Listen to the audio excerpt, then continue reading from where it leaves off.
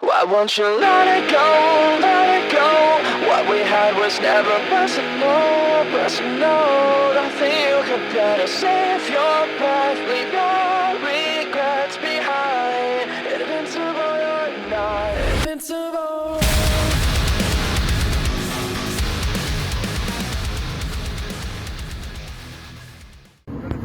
Chase Briscoe, and you're watching Approach with Caution. Hello, everybody. Welcome to the Approach with Caution podcast. I'm your host, Adam Warfel, and beside me we got Cody. How you doing? How's it going? Recovering. It was a crazy weekend. Welcome to the Dover Vlog podcast. We got a couple things we're going to go over, and then we're going to take a quick break, throw in a bunch of videos and some photos we have from this weekend, and then we're going to come back and give you guys a wrap-up, let you know how everything went. So, Cody, what was the game plan for this weekend? We went down to Dover, and where was the one place you wanted to stop on the way? Well, one place I had to stop on the way. When I noticed en route to our hotel, there was a Waffle House up the street. And you can't not have breakfast at Waffle House on race weekend. That's almost like church rules kind of in the world of NASCAR. Right. So we get down there, we have a little bit of Waffle House. Then we decide to go to the hotel to check in at 11 o'clock. Yeah. Which was incorrect. Very, very incorrect. Check-in was on until 3. So that was my bad. So we go to check in. Couldn't get into the hotel till 3. We're there at 11. We go, you know what? Fuck it, let's go to the track. So we went to the track, checked out the gypsy tents, and we had a lot of fun over there. So we went to the bridge because we didn't get our credentials. Last time credentials for me came late. I mean, we're talking 9:30, 10 o'clock at night almost. Yeah, it's fourth quarter. I texted Cody. I said, hey, I'm not making it to Pocono. Can't come. Don't have credentials, this, that, and the other thing. And I was like, well, he's still going. Have fun. Then 10 o'clock rolls around. This is Thursday night. I'm packed. I'm ready to go. And I get the text that my credentials came in. So then I text him. I'm like, hey, we're going. Yeah. So this time, we went into extra innings. We were hitting overtime. We were at the bridge. We were chilling out there, and I don't know, what time did they come in? Like 11 o'clock? Right after around ARCA qualifying, I think. Right. It was so roughly around like 3? Yeah. Or like 2:30. It was so late that we got our credentials, and we're just chilling down there because, what do we do? We already made the reservation for the hotel. And it was just us at the bridge. It was just us. So we go down, and I'm a big autograph guy. We're going to talk about it in a little bit. Autographs are like my thing. Cody's a big picture guy. Likes getting his pictures. So, I mean, either way, we were going to meet some drivers, but with credentials, we weren't sure how the podcast was going to come out. Thankfully, our girl Jenny helped us out. She knew somebody who knows somebody who knows somebody who was able to get us in last minute, and we're going to thank them as well. So we got in. Kind of, what do we do when we go into the garage? What's like your first go-to when we get in there? Well, essentially the go-to is you got to hit up the fridges. I mean, free Monster Energy, Celsius, Cokes, waters, you name it. And that's part of the other cool thing about NASCAR too. The teams are so willing to they know it's hot. They know the fans are hot. And as a sponsorship, it looks good. You know, you throw a fridge out there, you got NOS Energy, Monster, Celsius, Cokes, waters, you name it. Body armor. Right. And it's cool that they're willing to give back to the fans and spend their money to come in and see them perform. Right. So that's the first thing you got to do, I feel like. And then once you're walking around, you kind of get settled, just see what's going on, what kind of on-track activities were. Like, I know when we went, there was nothing going on because it was ARCA. Right. So it was pretty much just like a walk around the garage, see who we could find, get some food. Obviously, get some food and just kind of chill out until, I think around, 5? The ARCA race started. Yeah. And then once all that was done, headed back over. We had some time to kill, went to the casino. Right. Had you do your favorite thing, which is lose money. Lost some money. Won some ice cream. Yeah. Big mistake. So we're gonna get into it, but the ARCA race we watched, big wreck, flames everywhere. Hard hit for Brent Cruz. Yeah, Brent Cruz with a hell of a hit. We're gonna insert some video of that, not the wreck, but the aftermath. We were there on pit road, and you could see the smoke billowing out of this car. I mean, it was on fire. Tough hit. Glad he's okay. Right, and the safer barriers are huge. Like, NASCAR's innovation for safety has come so far since 2001, and things like that, the Hans devices, the safer barriers, things like that. I know a lot of people aren't big fans. They think it's taken away from the sport, but we need these guys around for a long time. And accidents like that are very harmful to people. And we took notice of that during ARCA driver interviews, because for the interviews, if you have credentials or even just like probably like a pit pass, you can go up and watch them come out. Right. You know, stand on the track itself. And we were up against the wall, and I turned around to you and I was like, "Hey, look, they still have the old Dover writing on the concrete wall, and it's Right. about probably a foot off from the wall where these safer barriers are." But just being able to reach over and like feel the Yeah. difference and feel even just the give of you hitting it with like your hand, the metal versus the concrete. If it was just concrete, it could have been a whole different story. Yeah, definitely. And they said there was a lot of left front tire failures, things like that during that ARCA race. So, I mean, it's good for the innovation that they have. After the ARCA race, we went over to the casino, plugged the Sugar Factory, right? Yes, So it Sugar was- Factory's great. Ice cream, got regular restaurant food. They got candy, all that stuff. A lot of great stuff going on in there, and if you're lucky and you go to Dover, you could probably see some of the drivers in there. Last year we went and it was full of drivers. Everybody was chilling and calm over there. Went back to the hotel Friday night. Lovely place. The rest in, easy sleep. Relax in. Relax in. However, I don't feel like there was any relaxing. No relaxing. We get there and the TV was messed up. It was on, not subtitles, but visual. I believe it's visual aid. Visual aid, so it's for the blind people. We're watching SmackDown, and they're not only do they have commentators, they're saying everything that's going on. Like, Jacob Fatu exits the car. Jacob Fatu pours water on his head, heading to Solo the ring. Sikoa's name appears on the Tron. Everything. And Blue lights at the bottom. It was the craziest thing, and then Cody's like, "I've had enough. I'm turning this off." It was crazy. So that was a good time. It was. That kind of wraps up Friday. Saturday was the day. For no cup on-track activity, still a great day for us. I know you're a big picture guy. Yeah. You want to kind of go over the pictures, a couple of the people that you got. We're going to add it, but... Yeah, for sure. So the pictures are really cool because where you park at Dover, you actually park with a lot of the teams. And some of the drivers even come in with the teams. Like I know last year we had the RCR guys park in front of us. You know, shout out my boy Paul Swan. Always great with pictures. Paul Swan, big guy. Austin Dillon's right front tire carrier. But I do believe the first guy I ran into was Harrison Burton. Yeah. And Harrison is last year Daytona champ for the July race, and such a nice kid. Really think the world of him, and he's always good to you and me. Yeah. He was walking, I think, in with his PR guy, and right at the fence, and I was like, "Hey, Harrison, mind if I get a photo?" He said, "Absolutely, not a problem." Signed for I think like one other person, and that was the first. You know, not a big draw, big score, but it is still cool because Daytona champ. Yeah. And he's just a really cool dude, and those are the guys you look for. You look for the guys that are willing to stop. They're willing to sign for you, bang out, 8 autographs. Like, we'll get to, Justin Allgaier, that guy. Yeah, another great guy. And so, for me, I think the pictures are cooler because you get to capture the moment. Whereas, autographs are still cool because you have that trinket of them signing it. And then recently getting into the habit of getting pictures of you getting stuff signed, which is cool for you to add to your, albums and stuff like that. Definitely. And it's nice to have somebody there because, proof of what we do. Like, a lot of people don't realize what a weekend for us entails. There's a lot more than just show up to a track, drink beer, and, have a good time and party.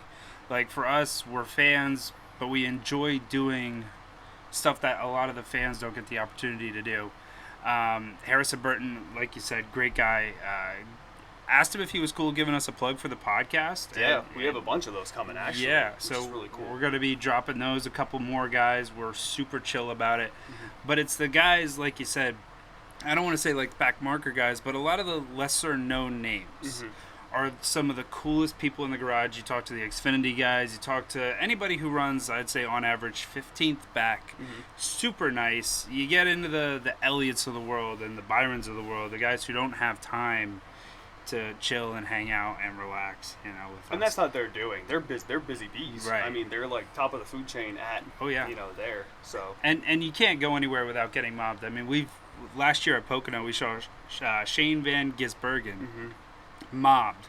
Like, you wouldn't believe. There must have been 30 people surrounding this guy as he was trying to walk to all his you car. saw was just the head. All you saw was this man's head because he's a big fella. He's like a big 6'4". Yeah. So what we're gonna do is we're gonna get into a couple autographs. Cody got something signed, which is like unheard of. Cody usually doesn't get too much stuff signed. Right, it's a very unique piece to me, and hopefully, if we do end up going to Watkins Glen, I can get a finish. If not, on the shelf till next year, but I'll definitely be showing it coming up in this episode. But we're gonna take a quick break, and we're gonna talk to a couple of the guys. We got a couple of videos and some pictures we're gonna insert right now, and then we'll be back to wrap it up. We'll see you soon. Why won't you let it go, let it go? What we had was never personal, personal. Nothing you could better save your breath, leave your regrets behind. Invincible, you're not invincible.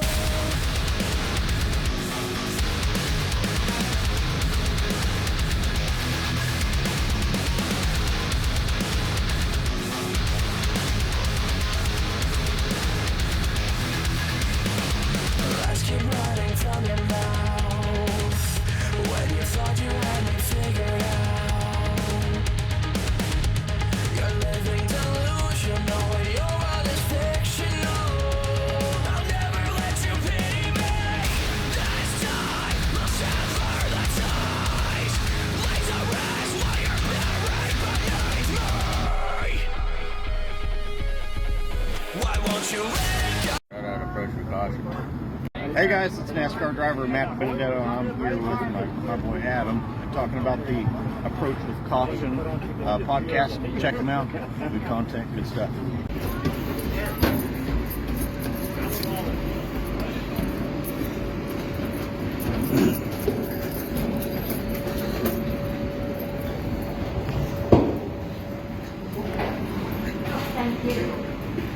If you need help carrying that, he said he got it for you. Oh, okay. No joke. Yeah, right.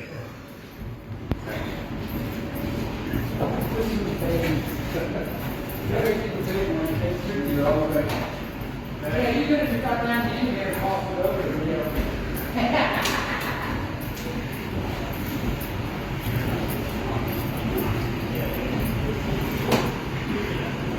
Like 60 pounds, roughly 70. Probably about 35. Oh, that's not too bad. Hey everybody, we're in the ARCA garage right now. We're going to take a look around, show you guys around the ARCA garage. Timmy Hill running in the race today, Ross Chastain running the Xfinity race tomorrow. And we're going to get you some up-close pictures of the cars, what's going on pit road, driver introductions, and pre-race ceremonies. We'll be back in a couple of minutes.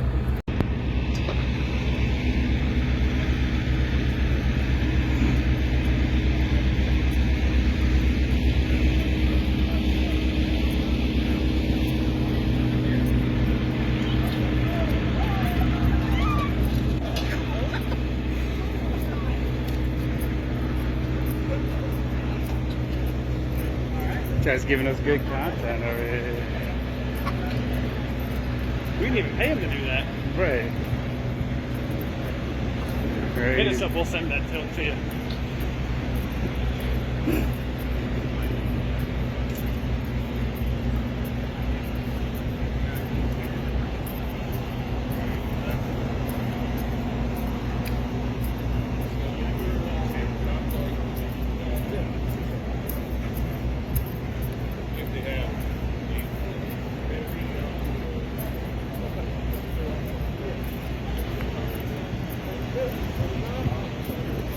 How many drivers are actually buying 50-50 tickets?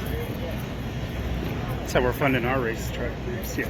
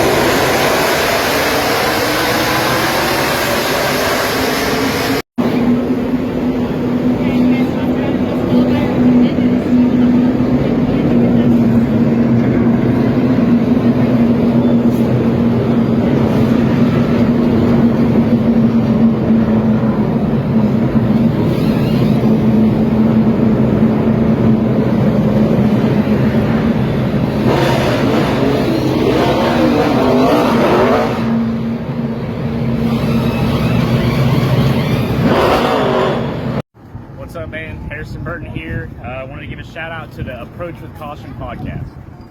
Hey everybody, welcome back. Hope you enjoyed the videos and the pictures. That's kind of a little look into what we do on race weekends. So Saturday we're going to go over it. There was no cup activity because it fucking rained again. I'm telling you, I think there's a curse on the East Coast races. It is crazy the amount of rain influenced races that we've been to. Dover, at least 4 of the years I've went to Dover, has been impacted by rain. Pocono has kind of the scattered showers, but Dover just precipitates more. Joe Gibbs Racing even posted the video of it just pouring off the track. I mean, pouring. It's crazy. So, despite that, despite Saturday kind of being a wash, cup-wise, we still got a lot of good autographs. Still met a lot of good guys. Denny Hamlin, Chase Elliott, Brian Blaney. I mean, there were so many guys. Now, Chase is a notoriously tough signer, and I think anybody who goes into the garage, anybody who gets autographs kind of the way we do, would say that guys like Kevin Harvick, guys like Chase Elliott, guys like KJ Allmendinger are some of the toughest people to get. We got something from Chase. Can you go into a little bit of detail where we kind of got the information, where he was, and then the signing process? Right, so the process of getting Chase is so difficult because everybody thinks, oh, you can just stay at the crossover bridge at Dover because they have no choice but to come in. Well, little fact, they have their RVs and their haulers there already. So if they come in later, nobody's there. Right. It's much easier for them to get access. And then if there's no on-track activity, they can cut across the track before turn 3 to go right to the casino, go to their rental cars, vice versa. So I forget what time it was around. I think we went down to the Xfinity garage first, and we watched like qualifying and stuff like that. Then came back to a couple guys we met up at the bridge, and they said, "Oh yeah, Chase came through, Kyle came through, and we saw what they had, and they signed everything. Chase was switching pens, Kyle switched pens. Right. Now Kyle Busch, not having the career year he wanted for sure, but he's still one of, if not one of the bigger names. Yeah, and he's one of the few bigger names that really takes care of people. Right. And you've seen know from that from experience too. Kyle's one of a kind when it comes to signing. Kyle Busch for his fans is incredible. And I was a Kurt Busch fan for a long, long time, and I would always make the joke that Kyle always treated me better than Kurt did. If Kyle sees you wearing his shirt, his jacket, his hat, something Kyle Busch, or even if you have a car, like he knows you paid your hard-earned money to buy this Kyle Busch merchandise, and he'll take care of you. And the same thing out at the merchandise hauler. A lot of times you don't need to buy something to get Kyle Busch to sign if he's doing an appearance, because Kyle loves giving back to fans. He really does. But yeah, Kyle's always been a super chill dude. Chase Elliott, a little harder to get. Yeah, and I almost don't feel like it's necessarily Chase itself. Anybody that's seen him, he's had his PR lady really, I think, dives into well, a lot of these fans have stuff for him, they're just going to resell it on eBay because he's NASCAR's most popular driver. When in fact, I feel like that situation ruins it for fans like my mom. And my mom growing up was a big Bill Elliott fan, $1 million bill, fastest car at Talladega. I think he hit like 212 miles an hour back then with it.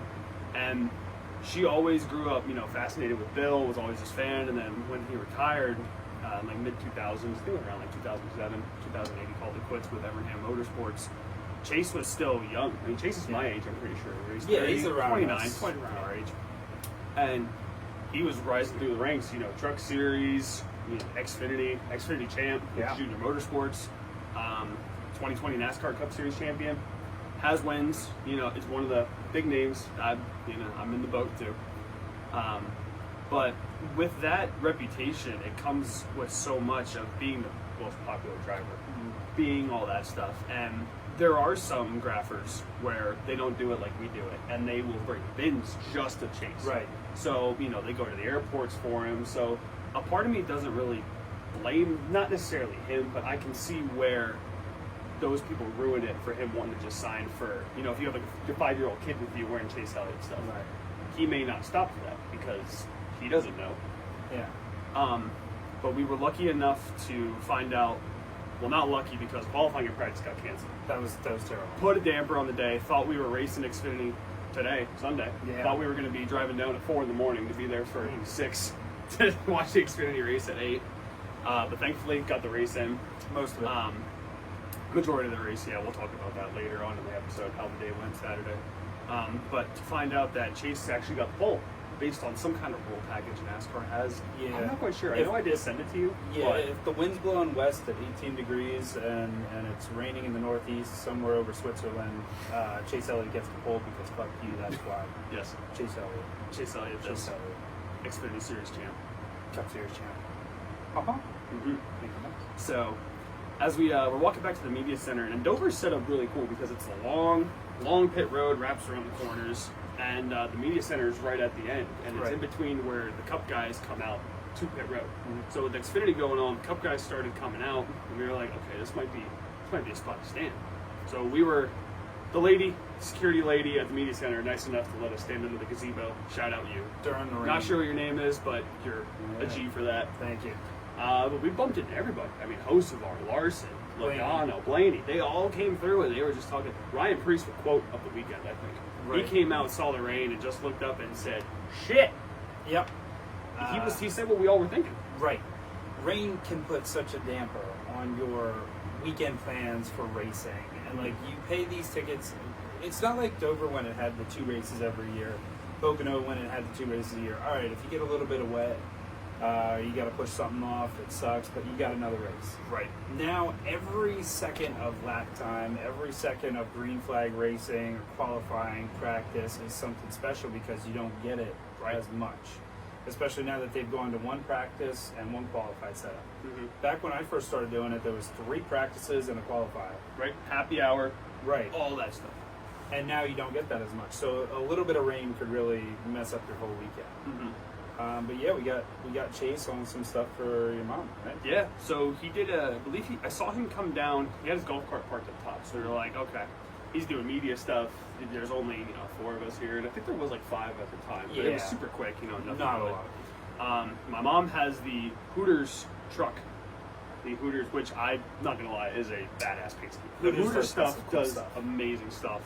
Sad they're not with the sport anymore. Got to bring them back because they're missing out on a lot of marketing. So he came down the steps, and I had the stuff out, had a paint pen ready. I said, "Hey Chase, would you mind doing the visor for my mom? She's a big fan." And PR Lady of the Year came in with a blue pen, and he just went across it. Now, we'll give the benefit. I do believe it started to rain at that time, so there was a little bit of sprinkles on it. So when the blue hit, smudged, wasn't that great. I mean, I had the picture. We could throw it in here, and you could just see what it's easier to like see it than us describing it because not everybody watches a grapher. They won't understand everything. So he did get the Funko Pop that I had for her too, though, which that came out really nice. That came out good. He did a good job on that, and I will thank him for that. And then I thought, well, day's done. It's raining. No chance. I was like, this is what it's gonna be. Let's go to the Xfinity garage, get some food, sit down. Actually there was a lesson going on for the JGR guys. They had a guy doing a lesson, which is another cool aspect because, I don't know if it was a planned thing, but they could just been bored. There's nothing going on during rain, and They rounded up all the people in the Xfinity garage. They're like, hey, come look at the cars, which like stuff you don't see. But that's essentially like if you were in the NFL, going into the locker room, like, here, look, here's our game plan. Like these are the plays that we're running. right? You don't see that anywhere but NASCAR. No, and it's incredible. The time they take too, like they don't have to do that. Right. But what else are you gonna do when it's pouring? And I mean pouring. It poured. Better shower than the one we had at the hotel. I will tell you that. Should have just brought some. So after that, we're sitting there, and then there was a break. There was a break in the weather for probably like 10 minutes, 15 minutes not maybe. long. And I was like, all right, let's go back to the media center, rounded up some guy we met there. Can't forget his name. Shout out Dan. Shout out Dan. Dan's a good guy. That was my first time meeting him. Adam's known him. Yeah. But we were like, hey, we're just gonna go to the media center. There's guys in there eating pizza. They had a bunch of pizza, food, watermelon, you name it. Make sure the guys are full of food there. So we went walking down, and I'm like, what are the odds? So start going up the steps to the media center to where the golf carts park, and I saw there was Chase one there, and I'm like, I wonder what's going on here. So I go back downstairs, and I say to Adam, I'm like, hey, I think Chase is down there. And the guy said, yeah, he got the pole, so he's doing media right now. And I was like, interesting. So there I was with the sprinkle coming down, Dover towel wiping that baby off. I said, this is my second chance. I said, if I don't get it, I don't get it, but I can't give that to my mom. So Chase came out, normal street clothes. It was just me and Adam. Nobody else around. There, you could have threw a football and not hit anybody. There was nobody else around. I said, Chase, hey, I was wondering if I can get this for my mom. You know, she's been wanting to meet you for a while, but never had a chance to. And he was more than happy. He took the white, did a beautiful signature on the middle. I'll be sure to post that in this when we go over the graphs. Thanked him a lot. He obviously in a good mood. You know, if you get these guys in a mood where they get the pole, you know, starting top 5, they're usually in a better mood, which is crazy. But I understand. You know, if I qualified 32nd, I don't think I'd be willing to sign. There's things that a lot of the drivers will do too, and Chase is notorious for it. And there's the old term Harvicking, where like Harvick will he'll hit you on the roof because he's like, oh well, if you're my fan, you'll be happy you got an autograph. Mm-hmm. Versus like the professionals who go to flip it, there's what's called a sweet spot, where like if you have a baseball, it's right between the the ridges where they sew it together. On a visor, it's dead center. On a die cast, it's front window or back window, depending on who it is. Mm-hmm. Chase has been notorious to hit on my 1X's visor, hit a 3 centimeter sig on the far left side of the visor. Mm-hmm. My mom's 2020 championship car I got her. I got him at Pocono with it, and he signed the top left corner, damn near right over where they grabbed the tear offs. Right. And I'm like, you can't. And again, I get it. You're wearing a Chase Briscoe thing. I'm wearing a Ty Gibbs thing. So his mind goes to, oh, they're going to sell it. And that's where I understand, but a lot of times, like, I'll take stuff. Joey Logano, I'll get stuff for my mom. Rusty Wallace, I'll get stuff for my stepdad. Mm-hmm. For Chase Elliott, we'll get stuff for your mom. Like, there's people we go to racetracks for. It's not just for our collection. We go to expand horizons for other people's collections. And I can see where they don't see that, though. You know what I mean? Of course. So, yeah, like, if you're not wearing my shirt, why should I give a shit? Right. Just, here's something. Mm-hmm. But after my visor, he hit Adam with a great signature. Yep. Got 2 cards done. Yeah, so it was good to finally get him. I felt like we could have left there. My day was made. Yeah. That essentially was my goal. I said, this is my last chance. You know, Dover's small, easier shot, and I ended up getting him. So I left happy. And, I mean, it was a great time because I got Ty Gibbs on a couple things. You got Briscoe on a couple Briscoe. So, you know, we go and we get stuff signed, and, you know, I'm a collector, Cody's a collector, and we got a couple things that we're going to be giving away too on the podcast here. You know, it's not always for profit. It's not for us to make money. This is just something we enjoy doing. We enjoy meeting these people. You know, we're always grateful to be able to do that. But yeah, man, so anything else you want to touch on about the weekend? You know, with going over everything? No, weekend was just super good. You know, every year we go is always something new. Right. Always something new happens. And some of the videos we posted, we decided to do the thing where, you know, we'll vlog down pit road. Hey, we have access. Let's show, you know, our followers and anybody else who wants to watch what it's like on the other side of the wall. Granted, we're not working for a team or anything like that. Yeah. Even though if we had the correct outfits, we could pull it off. Could. And you saw some of these pit people. Yeah. Not sure how they got in, but Adam and I would be a solid 8.5 out of 10 looking pit crew guys. Right. And like you said, going back to the walk down pit road, it is a very, very, very, very long pit road. It doesn't feel like it for only being a mile. That pit road is long. It's like a half mile because it goes from exit of almost 4 to 1. 4 to 1. Yeah. And we, as you guys saw that video that we posted, that's a 3-minute walk from top of pit road where the cars were down to the almost turn 1. I mean, it's a 3-minute walk. Mm-hmm. And we were hustling too. So like, there's a lot that goes into these weekends. Also, making sure you're not in the guy's way either, because they have no quorums. They will run your ass over with tires, gas cans, pit boxes, you name it. And they give you the waiver when you get your credentials. They're like, hey, just in case you get killed out there, you know, don't stand there. You know, so it's definitely something to keep an eye out on. But we want to thank Dover Speedway, Derek Cope for helping us out, getting us our credentials this time, Jenny for helping us out with that, getting us in contact. And hopefully we're going to be doing Watkins Glen coming up. If there's a team out there, or if anybody sees this that wants to help us out, can get us in their credentials, you can reach out to approachwithcautionpod@gmail.com, and we'll have somebody reach out to you and get us in there. And if anybody has anything else to, you know, comment on, feel free to reach us there. But we want to thank all the drivers for their interactions with us. They were all really good. I Right. think this may have been one of the best driver interactions we've had. I mean, Nick Sanchez and Ryan Ellis probably had like 5-6 minute conversation. Right. Just you know. That's the thing, like, and this is what I can't stress enough. There's so many great kids in the Xfinity garage, so many great kids in the truck garage, the ARCA garage. One request: y'all got to change your outfits up. Right. Because yeah. my God, It is. A lot it's of you the look team same. shirts, the Nike Dunks, and the black jeans. Right. That's it. Right. And by the time they get to you, you're like, ah, crap, you know. No, That was you Jeremy passed Clements. me. Yeah, that's man, passed me.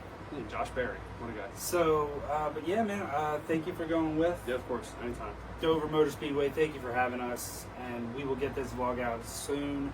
And thank you guys, and hopefully we'll see you guys at Watkins Glen. Thank you so much for tuning in to the Approach with Caution podcast.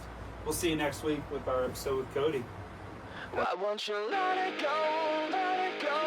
What we had was never personal, personal. Nothing you could better save your breath, leave your regrets behind. Invincible, you're not invincible.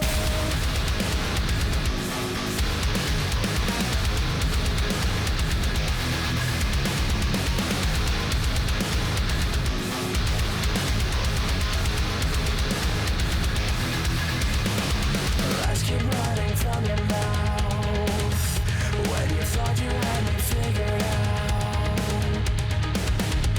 You're living delusional when your world is fictional.